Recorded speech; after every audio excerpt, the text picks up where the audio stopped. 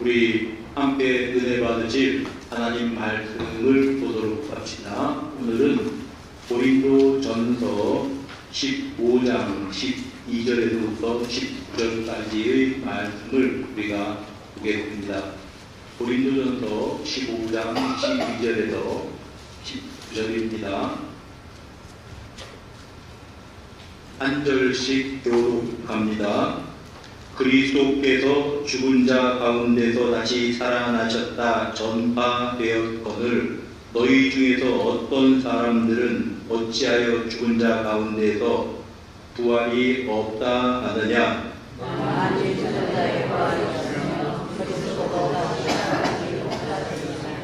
그리스도께서 만일 다시 살아나지 못하셨으면 우리가 전파하는 것도 헛것이요 또 너희 믿음도 헛것이며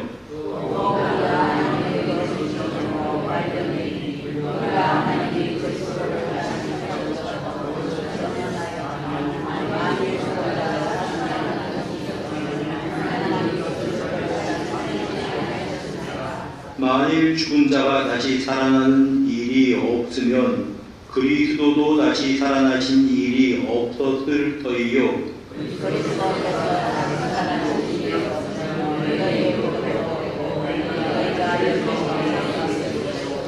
또한 그리스도 안에서 잠자는 자도 망하였으리니 만일 그리스도 안에서 우리가 바라는 것이 다만 이 세 사람의 삶뿐이면 모든 사람 가운데 우리가 더욱 불쌍한 자이리라. 아멘. 여러분 이제 이 모두에서 싱크홀이라는 얘기 들어봤죠? 어느 날 갑자기 길이 푹 꺼져 버리는 거예요. 그래서 그 보통 일이 아니잖아요. 차를 타고 가는데 갑자기 길바닥이 푹 꺼졌다고 생각해 보세요. 그러니까 오는 사람 입장에서는 갑자기 이 길이 푹 꺼지는 건데 이제 전문가들은 그렇게 이야기하지 않습니다. 그거 이제 한 달 전부터 몇 년에 걸쳐서 지하수가 빠져나가고 그리고 거기에 있는 흙들이 쓸려 나가서 사실은 어느 시점에는 밑에가 텅 비어 있었다는 거죠. 그리고 도로가 깔려 있는데 겉으로 볼 때는 그게 안 보이죠. 어느 시점에 차가 지나갈 때 푹 꺼진답니다. 이게 이제 싱크홀이라고 하는 거래요. 그런데 우리 신앙도 이와 마찬가지가 아닐까 생각을 해봅니다. 무슨 말씀인가 하면 우리가 말씀이 어떤 기초가 든든하게 차 있어야 되는데 말씀과 기도라고 하는 그 기초로 내 신앙이 차 있지 못하면 밑으로 조금씩 비어버린 그 상태에서 어느 순간인가 영적인 싱크홀에 빠질 수가 있다라고 하는 말씀입니다. 그 어떤 우리의 신앙을 유지하는 것 가운데 하나가 분명한 신앙의 내용입니다. 예를 들자면 그 가운데 하나가 부활에 대한 신앙이죠. 부활에 대한 교리지요. 이것이 우리의 신앙을 지탱하는 굉장히 중요한 그러한 이제 기초라고 하는 말씀입니다. 그런데 우리가 알고 있었던 것처럼 이 당시에 고린도 교회의 사람들은 헬라 철학의 영향을 받았습니다. 그들은 죽음이라고 하는 것은 육신으로부터 영혼이 자유롭게 해방되는 것으로 봤습니다. 그러니까 부활이라는 것이 없는 거죠. 그들의 사상에는. 그러니까 이런 어떤 부활이 없다라고 하는 생각을 가진 사람들이 있었는데 이제 바울 사도는 예수님께서 부활하셨다라고 하는 것을 이제 이렇게 입증하면서 성경대로 예수께서 다시 살아나셨다. 여기 그 수많은 증인들이 있다. 부활하신 예수님을 만나는 사람들이 많으니까요. 그러므로 예수께서 이제 살아나신 것은 다 너희들이 인정을 하는데 죽은 자들의 부활이 없으면 예수님도 부활하지 못하셨을 것이다. 이렇게 이야기를 하는 겁니다. 그들 가운데 먼저 세상을 떠나는 사람들이 있습니다. 자고 있는 자들이죠. 그들이 생각할 때는 이제 먼저 세상을 떠나는 사람들을 만나지 못하기 때문에 굉장히 슬퍼하고 안타까워했습니다. 그런데 13절에 보니까 죽은 자의 부활이 없으면 그리스도도 다시 살지 못했을 것이다. 다시 말하면 예수님 부활하신 것을 보니까 죽은 자가 부활하는 것도 분명하다. 그렇게 말씀을 하고 있는 것입니다. 그래 여러분 우리들이 먼저 세상을 떠난 사람들을 인하여서 그들이 막 슬퍼하는 그런 모습을 볼 수 있는데 그런데 이제 부활이, 예수님의 부활이 나의 부활의 첫 열매라고 믿는 사람들은 부활이 있기 때문에 우리는 거기에서 위로를 받는 것입니다. 데살로니가전서 4장 3절에 보면 이렇게 말씀을 하죠. 4장 13절이요. 형 한번 읽어봅시다. 시작.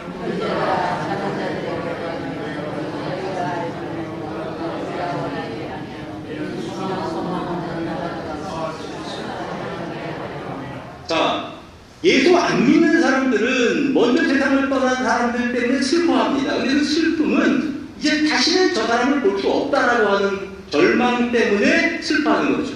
그러나 예수 믿는 우리들은 우리가 먼저 세상을 떠난 우리의 부모님, 형제들 언젠가 우리가 다시 만날 겁니다. 그러나 이 세상에서 당분간 보지 못하는 것 때문에 슬퍼하는 겁니다. 같이 슬퍼하지만 슬픔의 종류가 질이 다르다고 하는 것입니다. 만약에 이 사람들의 부활이 없다면 우리의 어떤 일이 일어날까요? 제일 먼저 14절 보니까 그리스도께서 만일 다시 살아나지 못하셨으면 우리가 전파하는 것도 뭐라고 말했습니까? 헛것이다. 헛것이다. 그들이 전파하는 것들이 무엇입니까? 15장 3절 4절에 말씀하신 것처럼 그리스도께서 십자가에 죽으시고 다시 사셨다고 하는 것, 내가 들은 것을 너희에게 전하노니 그것이 그들이 전한 내용입니다. 바울 사도가 고린도 교회에 전한 내용은 예수께서 죽으시고 성경대로 다시 사셨다. 이것이 그들이 전해 들은 것이고 그들이 고린도 교회에 전한 내용입니다. 그런데 만약 이 그리스도께서 다시 살아나지 못하셨다면 우리가 전파하는 것은 헛것이다. 그렇게 전했는데 이것이 거짓이 될 거라는 얘기죠. 헛것이라고 하는 말은 여기 속이 텅 비어있다 그런 뜻을 가진 단어입니다. 만약 사람이 다시 사는 일이 없으면 그리스도께서도 다시 살지 못하셨을 것이고 그러면 우리가 너희에게 전한 것 예수께서 죽으시고 다시 살아나셨다. 우리가 받은 것을 너희에게 전한다. 그리고 예수의 부활을 본 사람들이 누구도 있고 누구도 있고 누구도 있고 쭉 전했는데 이 말은 다 이제 헛것이다 이렇게 말씀을 하고 있는 것입니다. 우리가 전파하는 것도 헛것이고 너희 믿음도 헛것이다 이렇게 말씀을 하는 것입니다. 여러분 사막에 가면 신기루 현상이 있죠. 도시에서도 신기루 현상을 볼 수 있는데 여름에 요즘 같은데 이 도로에 보면 저 멀리 물이 고여있는 것처럼 보이는 것들을 여러분 그런 현상을 본 적이 있을 겁니다. 이 신기루 현상인데 사막에는 그런 일들이 있대요. 실제로 전쟁 때 군인들이 사막에서 이렇게 행군을 하다가 막 모기만 하니까요. 저쪽에 뭐 물이 있다, 오아시스가 있다, 그렇게 막 달려가는 거죠. 근데 사실은 이제 그 사막을 아는 사람들이면 절대로 달려가지 못하게 한답니다. 저 신기루다. 물이 없어. 그렇게 보이는 것 뿐이다. 그런데 실제로 달려와서 한 부대가 전멸하는 그러한 일도 전쟁 역사에 보면 있었습니다. 여러분 우리가 그들이 막 열심히 달려가지 않아서 전멸을 당한 것이 아니고 헛것을 있는 것으로 믿었기 때문에 전멸하는 것입니다. 여러분 만약에 우리가 믿는 믿음이 헛것이라면 신기루라면 주님을 위해서 헌신하고 봉사하고 또 남들을 위해서 돕고 살고 하는 이 모든 것들이 알맹이 없는 헛것이 될 것입니다. 너희의 믿음도 헛것이요. 또 15절 우리가 하나님의 거짓 증인으로 발견되리니 우리가 부활이 없다면 우리가 전하는 이것이 거짓이기 때문에 우리는 거짓말장이들이 될 것이다. 거짓 증인으로 나타날 것이다 라고 그는 이렇게 말씀을 하고 있습니다. 여러분 우리가 왜 주님을 믿고 신앙생활을 하는 겁니까? 주님이 가르치신 그 가르침이 주옥 같은 가르침이어서요? 우리 주님이 가르치신 그 도덕성이 굉장히 탁월한 것이어서 그렇습니까? 원수를 사랑하라 참 훌륭한 가르침이죠. 그것 때문에 우리가 예수를 주님으로 믿는 것입니까? 그것만이 아닙니다. 만약 예수께서 십자가에 죽으신 사건은 이제 남들을 위해서 헌신하고 희생하고 자기 목숨을 버린 숭고한 죽음이라면 예수님은 수많은 어떠한 이제 의를 위해서 죽은 사람들 중에 한 사람이 되고 갈 것입니다. 주변에 그런 사람들 많잖아요. 훈련을 하다가 수류탄 오발 사고가 터질 것 같으니까 이제 어떤 사람이 훈련 교관이 그냥 수류탄을 안고 죽은 일이 있습니다. 강제구 소령 같은 사람이 이제 그렇게 됐잖아요.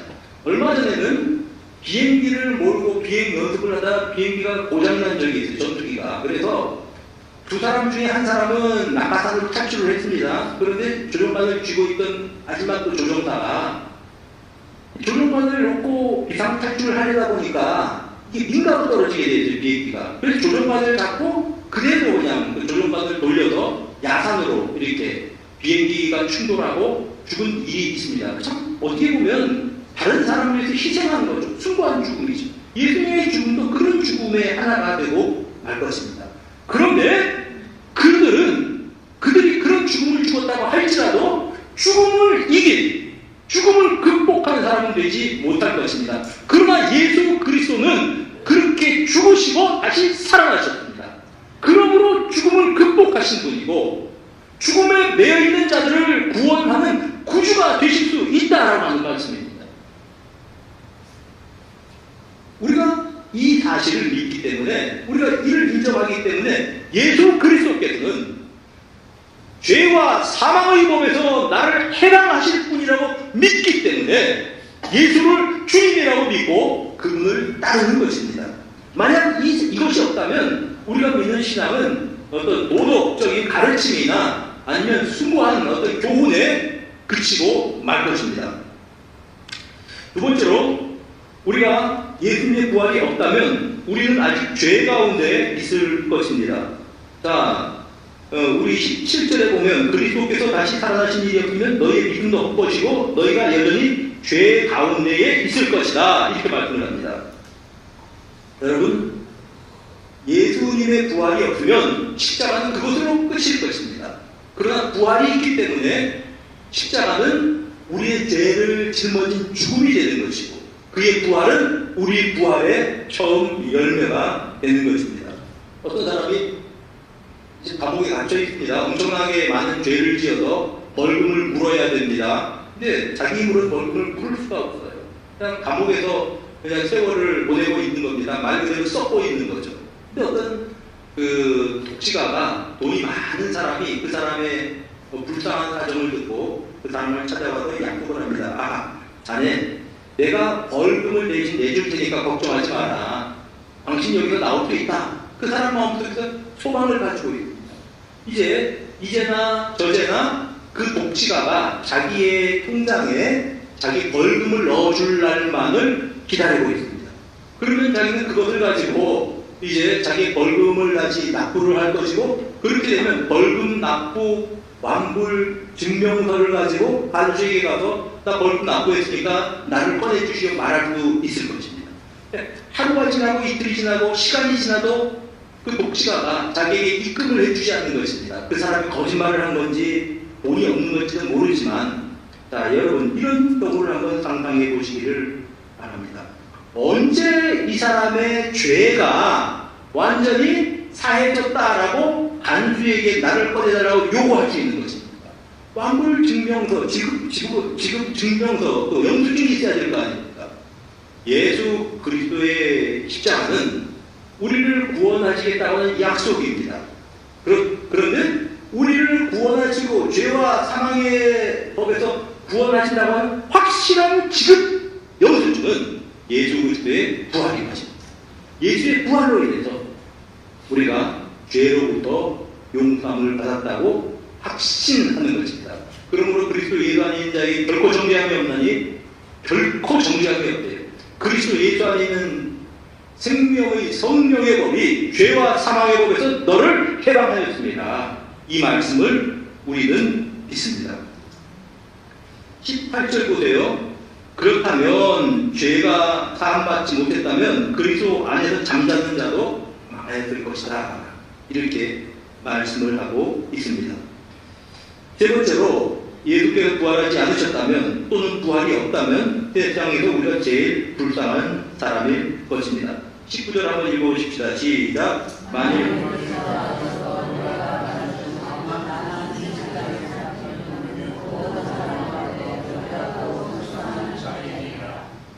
여러분, 그리스도인들이 제일 불쌍하대요. 부활이 없다면 그리스도인들은 예수 이 세상에서 그를 위해서 자신의 시간도 투자하고 또한 자신의 정열도 투자하고 또 이 세상에서의 쾌락을 절제하면서 살아갑니다. 정직하게 살기 위해서는 때로는 손해도 감수합니다. 복음 전파를 위해서 욕을 먹고 오해를 받고 심지어는 생명을 버리기도 합니다. 그런데 부활이 없다면, 우리에게 영생이 없다면, 천국이 없다면 이 사람들이 제일 불쌍하게 사는 사람들이에요.